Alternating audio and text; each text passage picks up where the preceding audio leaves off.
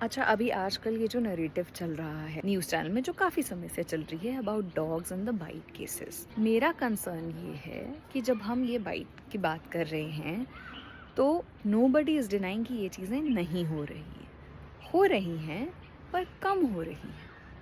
तो उसको news channels में और मीडिया में ऐसा क्यों बताया जा रहा है कि बस सिर्फ यही हो रहा है और कुछ नहीं हो रहा।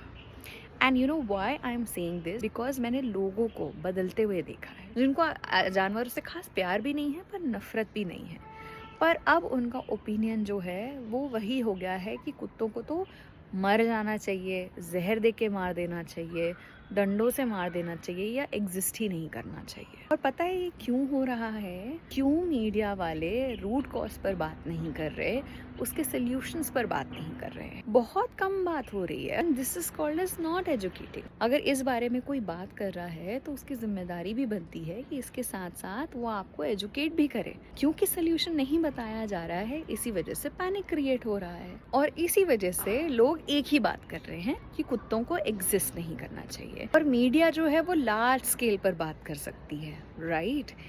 इसीलिए ये मीडिया की रिस्पॉन्सिबिलिटी है कि आप प्रॉब्लम के साथ साथ सोल्यूशंस बताओ, और हमारे पास सिंपल सोल्यूशन अवेलेबल है, विच इज हमको डॉग्स को स्टरलाइज करना चाहिए, वैक्सीनेट करना चाहिए और फीड करना चाहिए।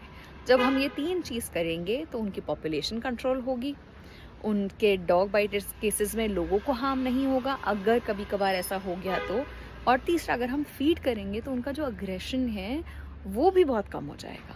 जब हमारे पास सिंपल, इजी एंड कंपैशनेट तरीके हैं तो हम क्यों aggressive, cruel and not so mindful तरीके अपना रहे हैं? सोचने वाली बात है। आप और मैं इस चीज़ का हिस्सा क्यों बन रहे हैं?